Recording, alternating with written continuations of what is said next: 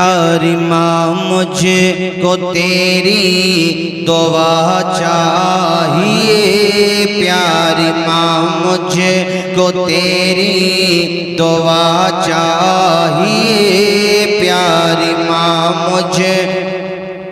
अगर आप भी मेरे साथ आहिस्ता आवाज में, ज्यादा आवाज में आप नहीं बोलें, आहिस्ता से पढ़ते रहें। प्यारी माँ मुझको तेरी दुआ चाहिए, तेरे आंचल की ठंडी हवा चाहिए, प्यारी माँ मुझको तेरी दुआ चाहिए, तेरे आंचल की ठंडी हवा चाहिए, तेरी ममता के साए में फूलूं फलों, थाम के तेरी उंगली में बढ़ता चलो, सर पे साया तेरा उम्र भर चाहिए, प्यारी माँ मुझको तेरी। आप भी पढ़िए सारे लोग। प्यारी माँ मुझको तेरी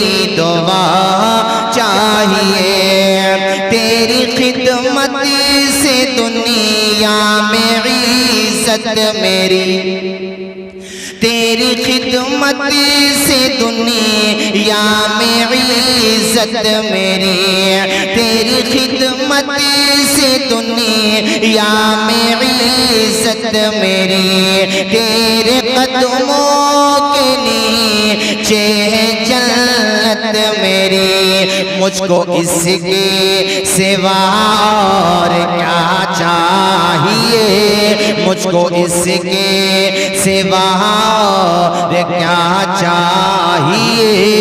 बड़े सारे लोग। प्यारी माँ मुझको तेरी दुआ।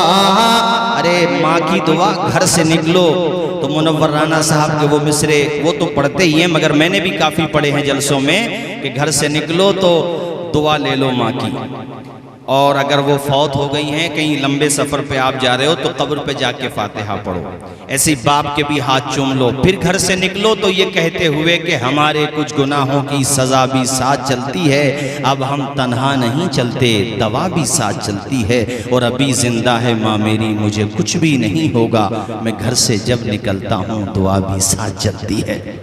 जरा जोर से बोलें। प्यारी माँ मुझको तेरी दुआ चाहिए, तेरे आंचल की ठंडी हवा चाहिए, लोरी गा के मुझको सुलाती है तो, लोरी गा के मुझको सुलाती है तो, मुस्कुरा के सवेरे जगाती है तो, मुस्कुरा के सवेरे जगाती है तो, बस तेरे प्यार का आसरा चाहिए, प्यारी माँ। जोर से। प्यारी माँ मुझको तेरी दुआ। हज़रात, हमारे अजीज़म मुअज़्ज़म भाई की वालदा दुनिया से चली गई, ज़ाहिर एक दिन हमें आपको भी जाना है। आप में से कोई ऐसा नहीं बैठा होगा, यहाँ है ही नहीं कोई ऐसा जिसका कोई ना कोई अजीज़ दुनिया से ना चला गया हो। एक उस्ताद अपने शागिर्द के साथ कब्रिस्तान गए, कब्रों के पास खड़े होकर के उन्होंने अपने शागिर्द से कहा, बेटा ये बताओ, ये जो यहाँ पर मदफून हैं, अगर इनको जिंदगी मिल जाए तो ये दुनिया में आने के बाद क्या करेंगे? शागिर्द ने बड़ा अच्छा जवाब दिया, कहा हुजूर अगर ये दुनिया में दोबारा आ जाएं और इनको अल्लाह पाक मोहलत दे दे दुनिया में आने की, बहुत नेकियां करेंगे हजरत, ये मस्जिदों से निकलेंगे नहीं गोया के, इनका दिल मस्जिदों में मुअल्लक रहेगा, इबादत करेंगे, साहिब हैसियत अल्लाह पाक बनाएगा इनको, दौलत से नवाजेगा, राह खुदा में खूब खर्च करेंगे, खूब नेकियां करेंगे। जवाब अच्छा था कि नहीं था उनका? उस्ताद ने जो जवाब दिया वो हमारे आपके सबके लिए है। उस्ताद ने कहा बेटा ये तो अब दुनिया में नहीं आएंगे, ये तो अब क़यामत के दिन ही उठेंगे, लेकिन तुम अभी दुनिया में हो, तुम ये काम कर लो जो इनके लिए कह रहे हो। तुम्हारे पास अभी ये मोहलत है, तुम्हारी सांसों की डोर नहीं टूटी है, नब्ज़े हस्ती अभी खामोश नहीं हुई है, दिल की धड़कनें बाकी हैं, इसलिए अपनी ज़िंदगी की कदर करो। फजूल बेहुदा बातों से अपने आप को बचाओ, मोबाइल का गलत इस्तेमाल मत करो, अपने आप को मसाजिद के करीब करो। मेरी कौम की माओ बहनों बेटियों, तुम भी अपने आप को कनीज़ाने फातिमा जहरा बनाओ, कनीज़ाने सैयदा आयशा सिद्दीक़ा बनाओ, अपने आप को राह रास पर रखो और अपना किरदार दुनिया के सामने मिसाली पेश करो। इसी तरह से कौम के जवानों उस उस्ताद के जवाब से सबक हासिल करो जो कब्रों में जाकर के सो गए। आज जाकर के देखो मियां कफन तो कफन है, उनके बदन भी सलामत नहीं मिलेंगे, हड्डियां कहीं पड़ी हैं, कहीं पर धड़ पड़ा हुआ है, ग़िज़ाएं और जनाबे वाला मिट्टी की ग़िज़ा बन गए, पैबंदे खाक हो गए। एक वाक़या भी मैं चंद दिनों पहले पढ़ रहा था। अल्लामा कमालुद्दीन दुमैरी ने अपनी मारकतुल आरा तसनीफ़ हयातुल हैवान की जिल्द अव्वल में ये वाक़या लिखा है और इब्ने हिशाम ने भी ये वाक़या लिखा है। एक हुजूर की पैदाइश से पहले की बात है, अभी हमारे हुजूर दुनिया में तशरीफ़ नहीं लाए थे, अभी आपकी पैदाइश नहीं हुई थी, उस वक़्त की बात है। ये जिसकी मैं बात कर रहा हूँ ये हज़रत अबू बकर सिद्दीक़ के वालिद अबू क़हाफ़ा के चचाओं में होता था। इसका नाम था अब्दुल्ला इब्ने जदान। ये बड़ा फ़य्याज़, बड़ा सखी और बड़ा एक तरह से लुटाने वाला गरीब परवर था। तो इसका वाक़या लिखा है कि ये शुरू में बड़ा शरारती किस्म का था, इसके परिवार वाले से तंग आ गए थे, यहाँ तक कि इसके बाप ने एक मरतबा गुस्से में आकर के ये कहा कि तू मुझे अपनी शक्ल, जैसे बाप कह ही देता गुस्से में कि अपनी शक्ल मत दिखाना, कहीं डूब के मर जा, कहीं कूद के मर जा, कहीं भी जाकर के मर जा, अपनी शक्ल मत दिखा, तेरी वजह से मक्का के लोगों में बैठना मेरे लिए मुश्किल हो गया है, तू मेरे लिए बदनामी का बाइस बन रहा है। अब कभी कभी अपने कोई बात कह देते हैं तो दिल को लग जाती है, आज भी होता, लग जाती है।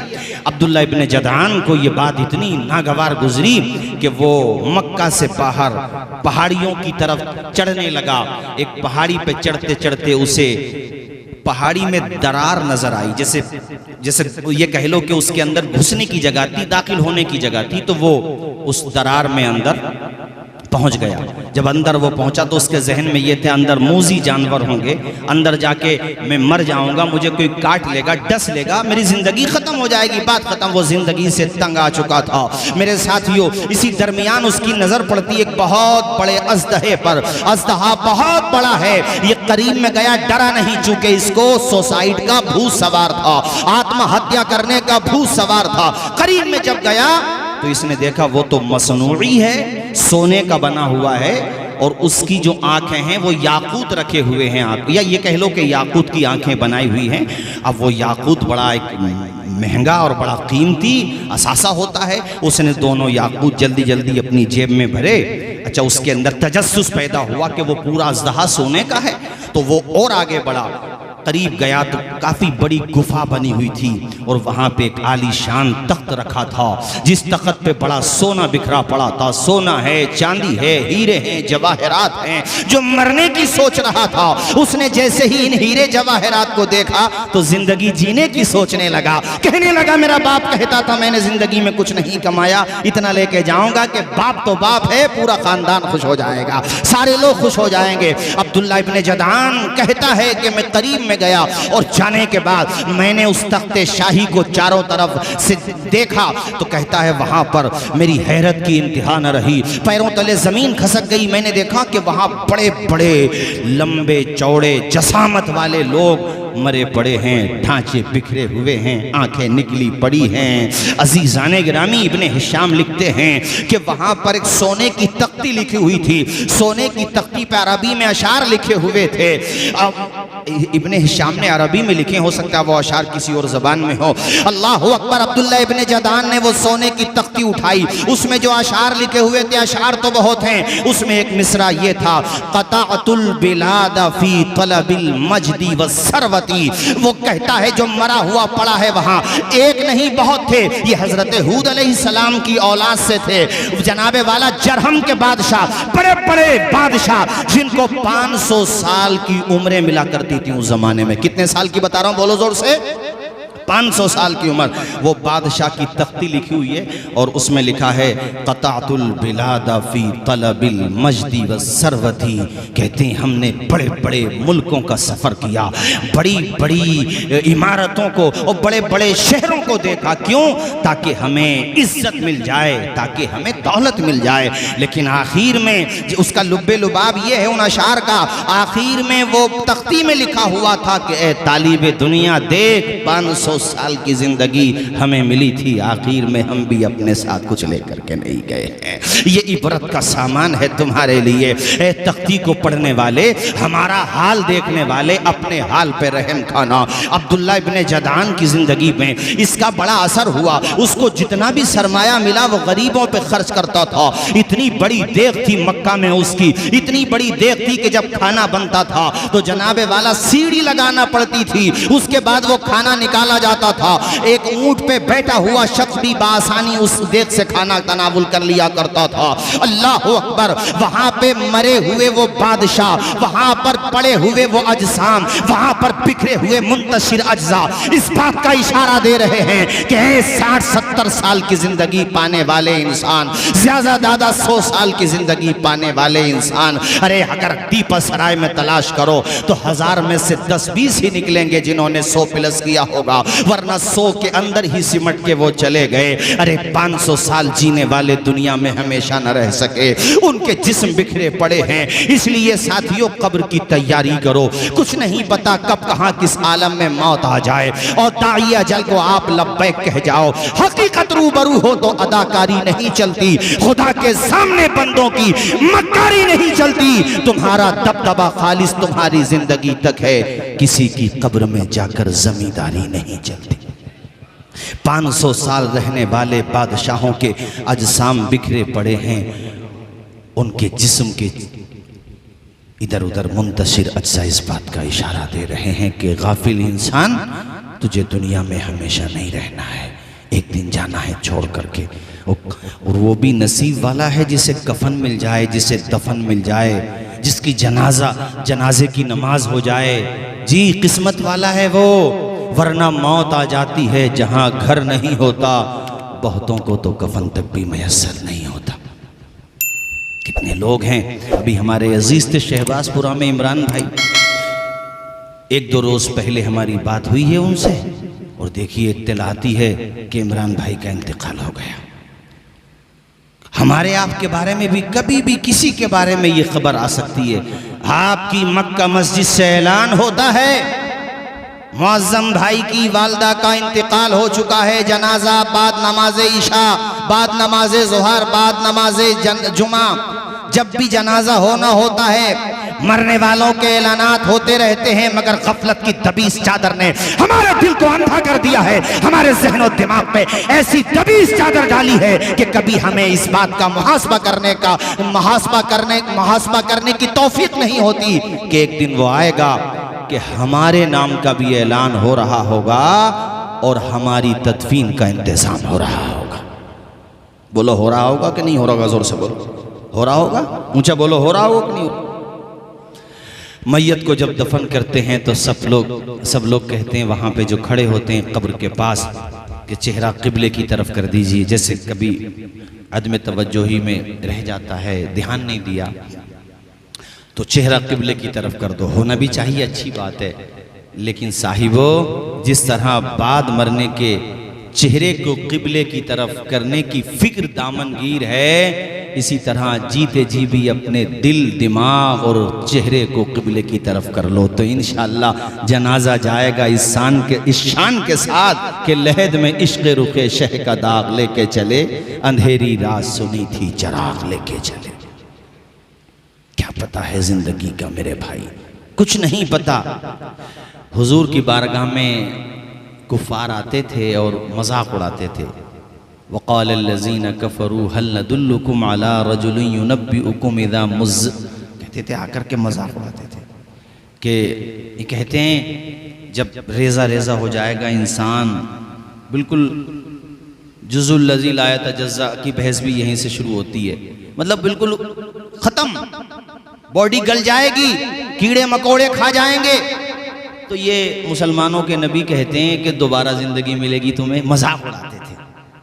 तो कुरान शरीफ ने इसके जवाब एक तो इस तरह से कुरान शरीफ में इरशाद आया, अल्लाह पाक फरमाता है, क्या ये लोग अपने दाएं बाएं ज़मीन और आसमान नहीं देखते हैं?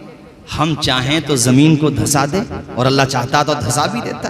क्या इन्हें आसमान नज़र नहीं आता? हम चाहें तो बादल का टुकड़ा इनके ऊपर गिरा दें। और एक जगह अल्लाह पाक ने फरमाया, अवलम यज़कुरिल इंसान अन्ना खलक़नाहु मिन क़ब्लु वलम यकु शैआ।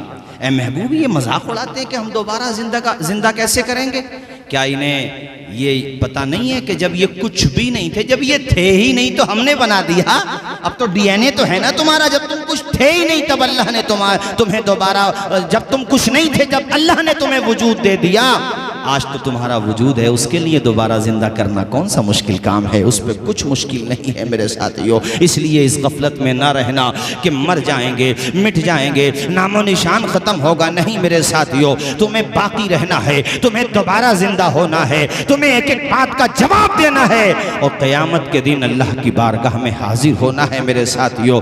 कब्र में जाना है, सब कुछ सरमाया छोड़ करके जाने वाला चला जाता है। घर वाले रोते रह जाते हैं, बेटियां रो रही हैं, बेटे रो रहे हैं, पर परिवार वाले रो रहे हैं और जाने वाला खामोशी के साथ ज़बाने हाल से ये कहता हुआ जा रहा है, हश्र में फिर मिलेंगे मेरे दोस्तों, हश्र में फिर मिलेंगे मेरे दोस्तों, बस यही मकाम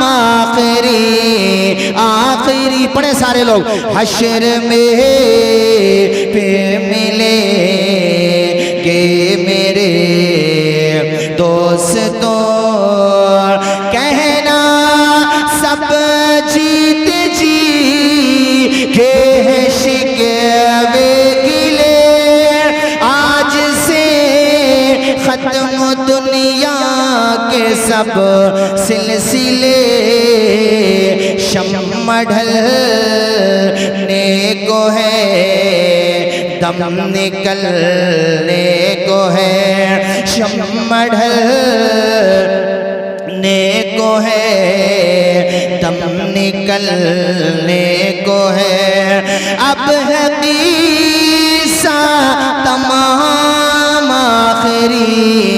आखिरी पढ़े सारे लोग मेरे साथ, हश्र में फिर मिलेंगे मेरे दोस्तों,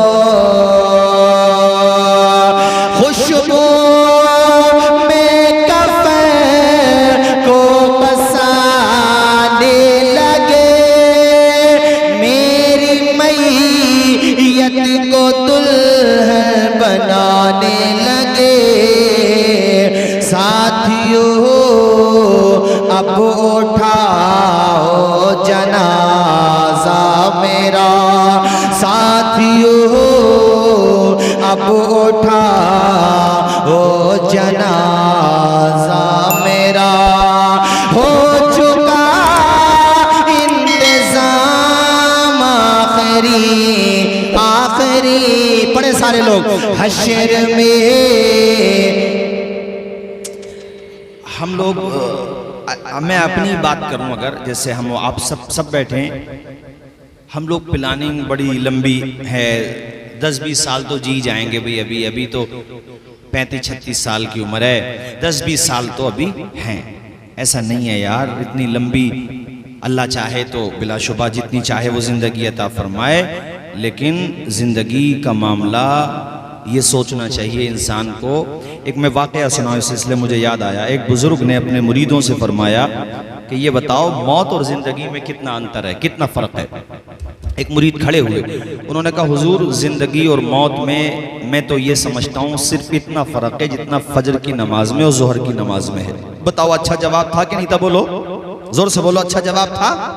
अरे हमारे आपके हिसाब से तो बहुत अच्छा जवाब था। उन्होंने कहा कि मैं ये समझता हूँ फजर और ज़ोहर में जितना फ़र्क है उतना ही मौत और ज़िंदगी में है। फजर पढ़ ली तो अभी ये नहीं पता ज़ोहर की नमाज मिलेगी या उससे पहले अपनी नमाज जनाजा हो जाएगी, ये नहीं। हजरत ने फरमाया इतनी लंबी उम्मीद लेके बैठे हो कि फजर से लेकर के जोहर तक की उम्मीद लगाए बैठे हो, जवाब सही नहीं है तुम्हारा। दूसरे मुरीद खड़े हुए, उन्होंने कहा हुजूर हम तो ये समझते हैं जोहर पढ़ ली तो अब ये नहीं पता असर की नमाज मिलेगी या उससे पहले अपनी नमाज हो जाएगी। फरमाया नहीं। एक ने कहा असर पढ़ ली मगरिब का नहीं पता। एक साहब खड़े हुए, उन्होंने इन सबसे अच्छा जवाब दिया। कितना प्यारा जवाब दिया, सुनो मेरे साथियों, मेरे दीनी भाइयों, इस्लामी भाइयों सुनो। उन्होंने कहा हजरत मैं ये समझता हूँ नमाज की नीयत बांध ली, अब ये नहीं पता मुकम्मल कर पाएंगे या नहीं कर पाएंगे।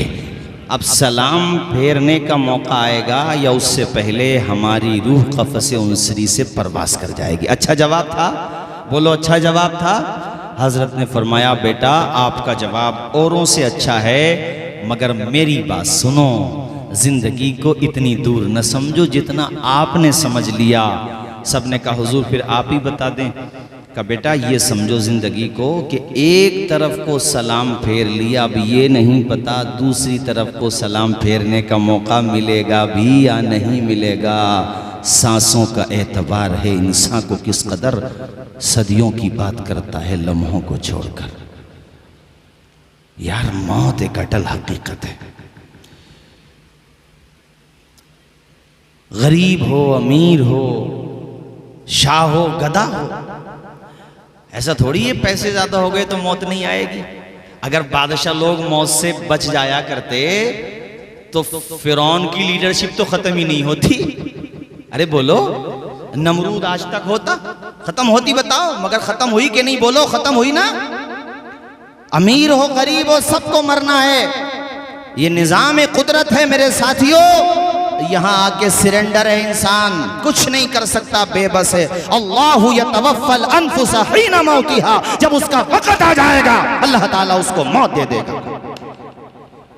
कितना ही बड़ा पद क्यों ना हो उसके पास।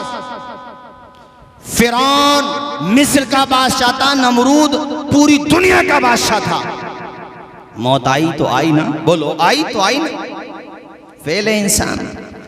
बहुत नाज है इंसान को अपने मशीनी दौर पे कि हमने तो चांद को मुसख्खर कर लिया, हमने ऐसी रफ्तार के साथ चलने वाली गाड़ियां मशीनरी, अरे हमने हवाओं में परवास करने वाले जहाज बना दिए, हमने पानी के अंदर 11,500 फीट की दूरी में टाइटैनिक मलबे के पास पहुंचने के लिए सबमरीन बना दी, पनडुब्बी बना दी हमने। इतना कॉन्फिडेंस है इंसान को अपने ऊपर, जो कि अपनी जगह है ठीक है, लेकिन ये बताओ साहिब तुमने आज तक मौत का इलाज तलाश क्यों नहीं किया? क्यों तलाश नहीं किया? इजराइल में हुई थी एक रिसर्च, बड़े बड़े दुनिया के स्पेशलिस्ट डॉक्टर्स को जमा किया गया था। मेडिकल लाइन से जुड़ा हुआ दिल दिमाग और वो भी एक्सपर्ट जमा किए गए थे, और उन्होंने एक नहीं 100 से ज्यादा ढांचों को जमा किया था, जिसको कंकाल कहते हैं। बॉडीज को जिनका इंतकाल हो गया था उनकी बॉडीज को जमा किया था, पूरी कोशिश लगाई थी, एड़ी चोटी का जोर लगाया था। यार उन डॉक्टर्स में से भी कोई नहीं बच पाया, सबको वक्त आने पे मौत आ गई। मौत का इलाज कौन तलाश करता है, कर सकता है? कोई नहीं कर सकता। जब मौत आती है तो आकर रहती है, कोई नहीं बच सकता मेरे साथियों मौत से। और देखो मैंने अभी पनडुब्बी का जिक्र किया था, अभी 18 जून को एक पनडुब्बी टाइटैनिक जहाज को देखने गई थी।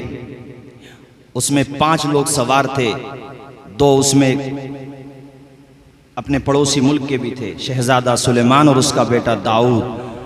मौत भी देखो जहां लिखी हुई है 15 करोड़ के दोनों ने उसके टिकट खरीदे थे, यानी उसका खर्चा जो था दोनों लोगों का 15 करोड़ का था। लेकिन मौत जहां लिखी हुई हो, कोई इसलिए डूब जाता कि उस पे पैसे नहीं होते, और कोई पैसे दे के भी डूब जाता है। जब मौत आना होती है तो बोलो जोर से, अरे बोलो, जब मौत आना है तो कोई तो इसलिए डूब गया कि पैसे नहीं थे, और कोई पैसे देकर भी डूब गया। पनडुब्बी देखने जा रहे थे, 5000 फीट पे अभी पहुंचे थे, 5000 फीट की गहराई पे। अंदर जैसे आप पानी के अंदर जाते रहेंगे, कुछ एरियाज तो ऐसे आते हैं कि सूरज की रोशनी वहां नहीं पहुंचती, अंधेरा ही अंधेरा। यही वजह है कि 70-71% पानी होने के बावजूद दुनिया में आज तक सिर्फ 5% पानी पे रिसर्च हुई है, क्योंकि अंदर एरियाज ही इतने खतरनाक है। अंधेरे में क्या डिस्कवर करोगे भाई आप, इतने भयंकर अंधेरे, ऐसी मखलूकात, ऐसी ऐसी अजीबो गरीब। वो इंसान तू क्या समझता है खुद को यार, अल्लाह की कुदरत के सामने क्या है हम और आप, कुछ भी नहीं है मेरे साथियों। ये समंदर जमीन के यानी पानी जो है जमीन के 71% है कमोबेश। और मेरे साथियों जमीन कितनी बड़ी है, और जमीन से सूरज बड़ा है। सूरज आसमान के मुकाबले में छोटा हिस्सा तो है, और कितना बड़ा आसमान है। अब मेरे रब का फरमान सुनो, सूरह रहमान की आयत सुनो, अपने दिल दिमाग को हाजिर करो, खुदा से खुद को करीब करो, अल्लाह की तरफ अपने दिल की लो लगाओ। मस्जिदों में आकर के 5 वक्त नमाज अदा किया करो, तहज्जुद के सजदे किया करो, अव्वाबीनो इशराक पढ़ा करो, अल्लाह ताला की तरफ रुजू करो, उसकी बारगाह में रुजू तो करो, उसकी बारगाह में आकर के तो दुआएं तो करो। वो तुम्हारे ईमान को मजबूत करने वाला है, वो तुम पे रहम फरमाने वाला है मेरे साथियों।